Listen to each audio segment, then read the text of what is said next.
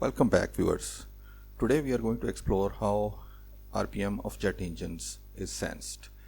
For this we'll focus on magnetic type RPM sensors, which basically use magnet inside the compressor nut. Here you can see the nut of a J66 jet engine in which there's a tiny magnet.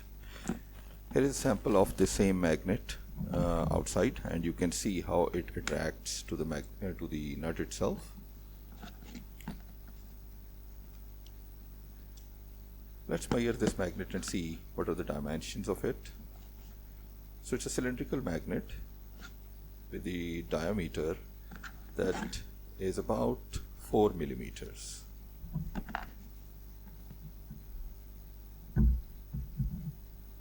Similarly, when we measure the length of this tiny magnet, it's about 3.6 mm.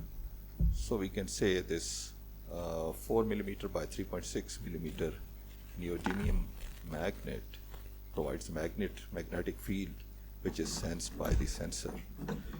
There is an engine, and now we want to measure the distance from the magnet to the sensor to put a reference that we will use for our test. So roughly the sensor is in the middle of this cover. Here we measure about 35.5 millimeter. Let's see what's the maximum distance the sensor can be placed. It's about 55 millimeter.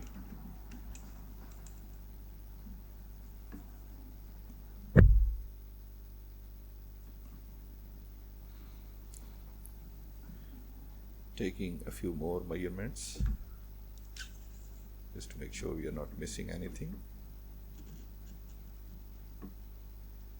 So generally we conclude that between 30 and 40 millimeter is where the sensor is placed on this engine, and the maximum distance it can be placed is around 50 millimeter. So here's our test setup. I've used a shaft of a J66 engine, in front of which there is an actual compressor nut mounted. The shaft is driven by an electric motor. Just to keep things smooth, shaft is running in two bearings, and a DC motor speed controller powers it through a LiPo battery, so I can control the speed.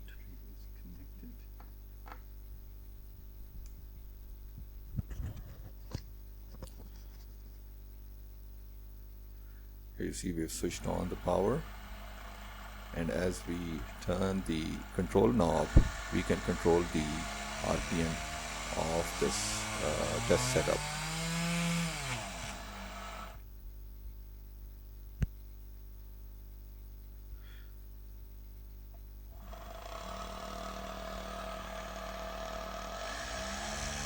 It's a simple setup where we can vary the distance between the sensor and the compressor nut to measure at what distance we stop receiving the signals. For this measurement, we have put in this small scale. Scale is really small, so it can measure from 0 to 8 centimeter. 0 is set at roughly the center line. There is an amplifier circuit that we have used to amplify signals from the sensors. It's basically a 3-stage amplifier followed by a Schmitt trigger circuit to convert the amplified signal into square waves.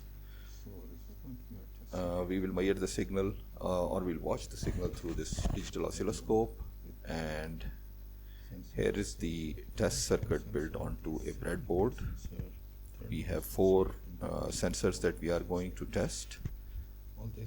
You can see these 2 op amps. Each op amp has 2 amplifier modules. So there's 4 op amps. Out of these 4, 3 are used as amplifiers and 4th is used as a Schmitt trigger.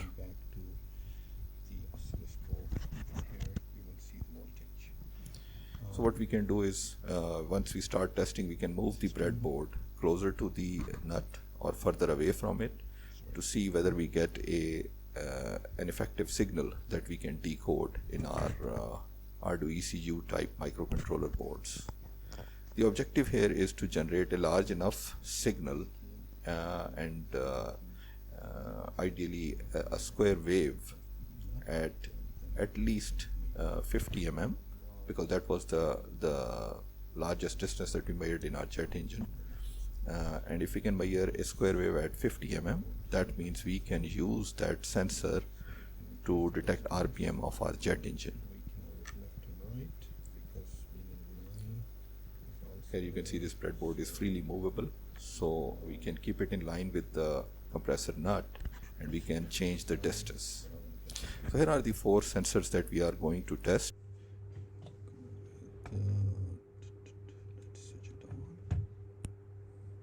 Here we are testing 95A Hall sensor right now. We start with a 5 centimeter distance between the sensor and the compressor nut.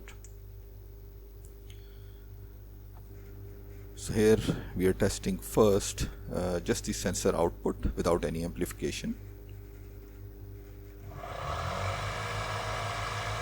This signal is normally around 20 millivolts, which has a large portion which is a noise. Now we test the output of amplifier stage 1 to see how much amplification we can get. Now we've seen the noise has increased as well, has been amplified. Each of these amplifier stages has a high gain.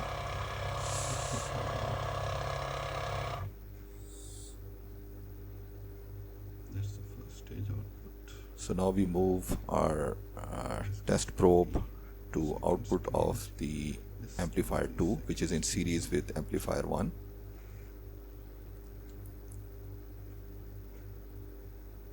So you can see here this the signal is already saturating, so it's turning into a square wave.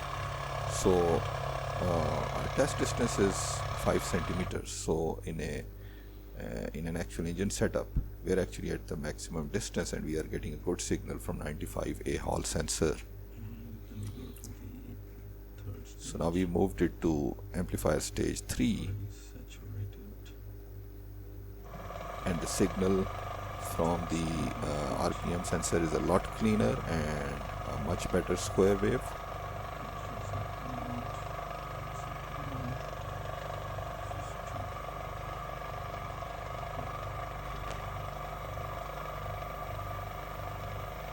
I just want to move it a little bit back to see how far we can actually get this square wave, and we are already at 8 centimeter mark.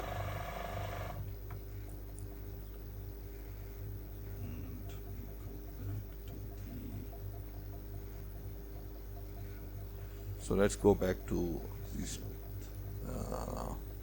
second stage output and see if we get a decent signal at 8 centimeter. Yeah, we are getting a reasonably large signal here.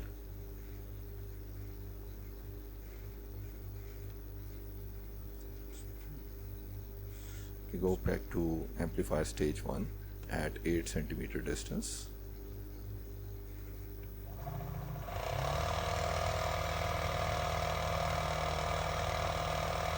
The signal is reasonable, although with an increased component of noise at 8 centimeter. And let's check what's the output of Schmitt trigger at 8 centimeter. Now Schmitt trigger output is determined by the cutoff points, which are upper and lower cutoff points. So if these points are set too low, you'll see noise on this signal. However, these can be adjusted. But we know once we start the motor, the signal becomes a lot cleaner. So this sensor can successfully work at 8 centimeter as well as 5 centimeter. Now let's test the 49E Hall sensor. This is also one of the cheaply available Hall sensors that you can get off the internet. Here we are testing the sensor output, and what we observe here is that it's a little bit less noisy. The noise level is less than 10 millivolts, I would say. Let's move to stage 1 of the op amp. So here we have increased the noise and hopefully the signal as well. We are back at 5 centimeter now in this case.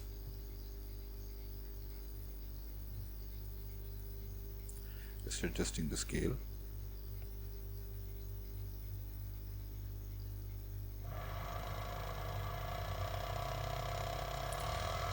I believe we are around 800 millivolts at that point. So we are moving to op amp stage 2 output.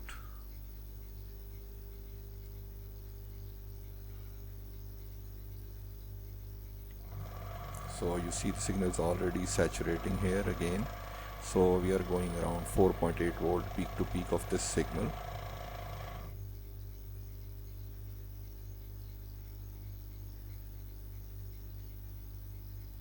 So now this is op amp stage 3 again.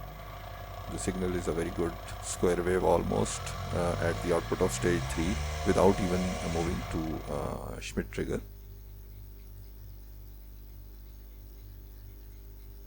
So let's check output of Schmitt trigger at 5 centimeter distance. Now stage 3 was pretty much a square wave, so we expect stage 4 of Schmitt trigger output to be a square wave as well. It's a bit noisy again because of the upper and lower cutoff points being a little bit close, so we can expand these points and get rid of this noise. Let's test the 49E Hall sensor at 8 centimeter mark. So we keep the same connections at 8 centimeter, and I believe we are getting the RPM signal fairly reliable even at 8 centimeter mark. The only reason we will not get a signal here is if our signal drops so much, the original signal from the sensor drops so much that the noise is high. So let's check at op amp stage 3. Since Schmitt trigger was working and all its input comes from all the amplifier stages, so we expect all the other amplifier stages to have a decent signal output as well.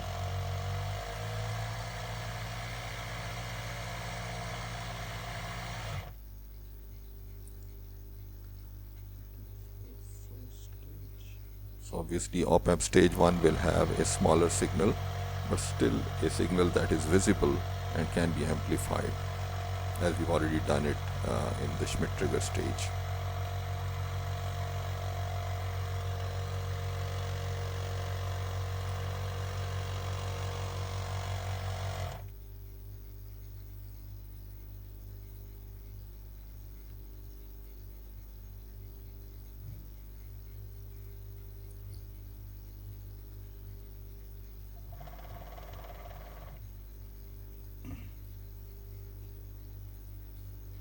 So we conclude 49E is a good sensor as well. Let's move on to the third sensor, DRV5055A1. This is a little bit more expensive sensor. Now we are looking at the sensor output directly without any amplification. Relatively clean signal with low noise. I would say peak to peak of this is between 10 and 20 millivolts. So here's the output of op amp stage 1 at 5 centimeter from the nut. The noise has been amplified. Let's see how big the signal is.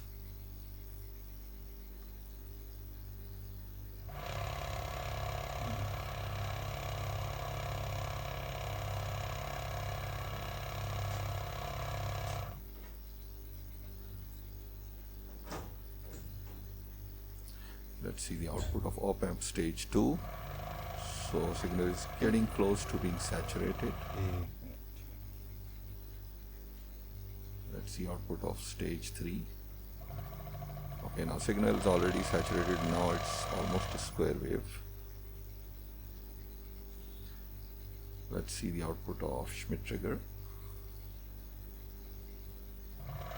And yes, it is a square wave with almost 4.8 volt peak to peak signal at a distance of 5 centimeter. So let's move it to 8 centimeter and see with the same Schmitt trigger setup and a distance of 8 centimeter. Do we detect a signal or not? If we detect it, then we know it will work for all other places. So DRB5055A1, which has a relatively cleaner signal at 5 centimeter, but it does not detect any signal at the 8 centimeter mark. So that means we are not getting an amplification high enough for the signal to be detected. So just to see where we can detect the signal, we'll try moving it closer and see at what's the maximum distance where this signal can be received.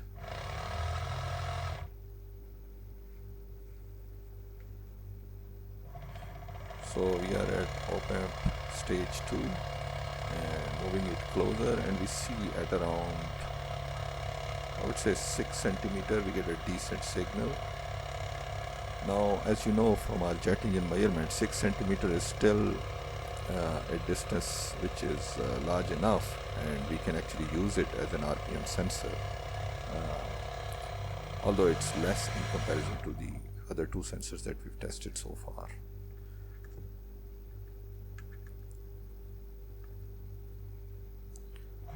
So let's test at op-amp stage 3 at 6 centimeter, and it works. And we can go to the Schmitt trigger output to see if we get a square wave at 6 centimeter. So we are getting a square wave as expected. So this sensor works up to 6 centimeter, not up to 8 centimeter like other two sensors. However, that is one type of sensor that can be used. Let's move on to KMZ10A magnetic field sensor. This sensor is used in a lot of the professional RPM sensor boards that are used on jet engines.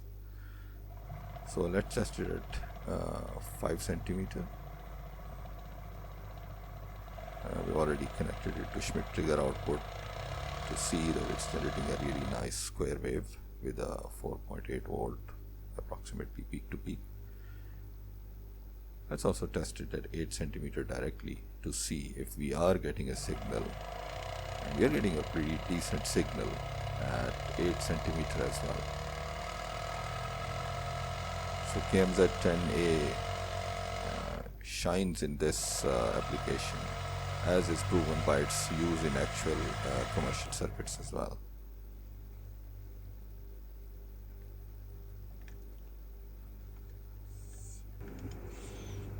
Now to see if its noise levels are comparable to others, let's test it. And now this is the raw sensor output, and we moved it closer to be a distance of 5 centimeter. It's hard to tell because the signal is so small at just the raw sensor output. But we can see that the signal is a lot cleaner than all the other sensors. And also the amplitude is much higher. I would say somewhere between 20 and 30 millivolts. So now we connect it to the output of amplifier stage 1, and we can already see the signal is fairly clean, free of noise, and a very clear sine wave. So the signal itself is, I would say, the best as compared to all the other sensors. However, you have to keep in mind that the KMZ10A is also the most expensive sensor. Here is an output of stage 2. It's almost already a square wave. Output of stage 3 is again already square wave, so signal is large, noise free. And again the Schmitt trigger output, you can say it is one of the best signals so far.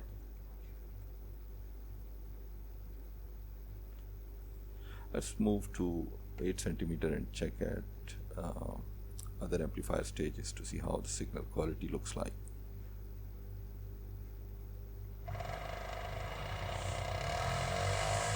So you can see why this is selected as a commercial sensor, because it has the best signal so far.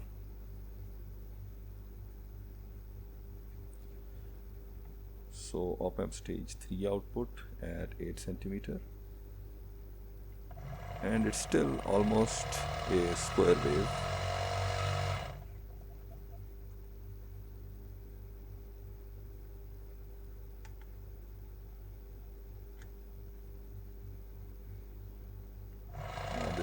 stage 2 output, and you can see the sine wave, but it's a very nice clean sine wave with very low noise.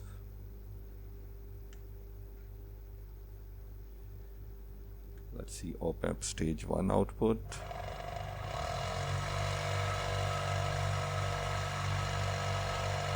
As expected, I mean, the signal is small at stage 1 output, and we see a lot of spikes here. Could be electrical, it's hard to say, but the signal is clearly visible.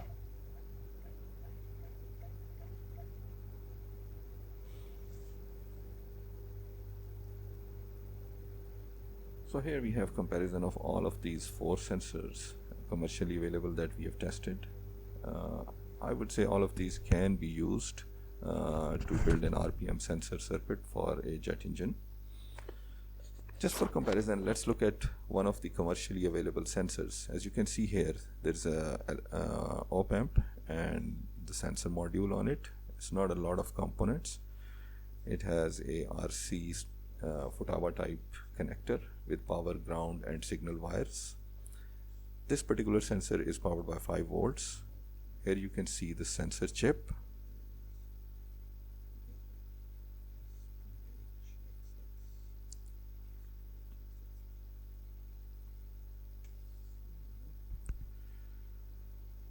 So remember, in this test we are not going through any of the amplifier stages on the breadboard, because the sensor is fully built with the amplifier stages that it has on the board. You can see this sensor is pretty sensitive. Even when we just move it, change its orientation, you can see an output on the oscilloscope. So it's just sensing the change in magnetic field, probably the change in Earth's magnetic field direction as we change the orientation of the sensor. So let's test it directly at 8 cm from the magnetic nut. So this sensor generates a nice clean sine wave at 8 cm.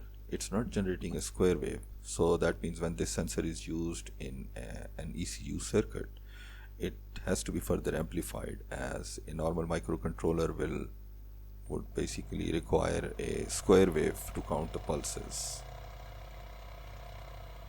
So here we are at 8 cm, and then as we move closer we can see the signal amplitude is increasing, and as we move further the signal amplitude is decreasing.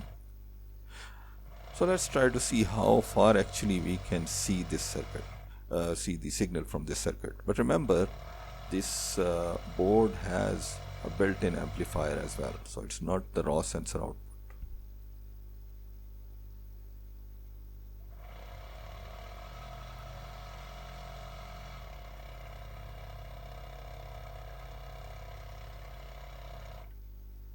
I'm going to try to move it as far from the nut as possible and then still get the signal.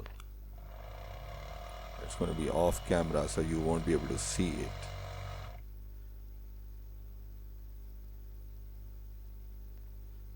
So let's try to measure it with a tape measure, I guess, because it looks to be a bit more than what our scale can measure.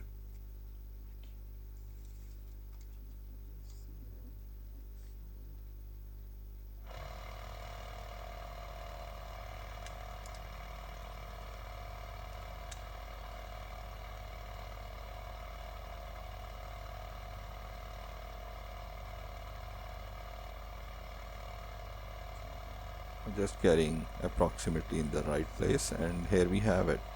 So the sensor can still generate a signal at a distance of about 30 cm from the nut.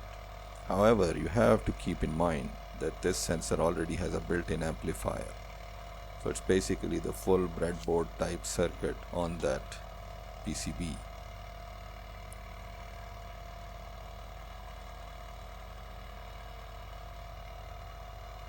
At close distances, the signal is very nice, very clean, very crisp. It still needs a little bit of processing in the ECU module though, because it's still a sine wave and not a square wave, and I think getting sine wave directly into a microcontroller input might not be the best idea to measure the RPM.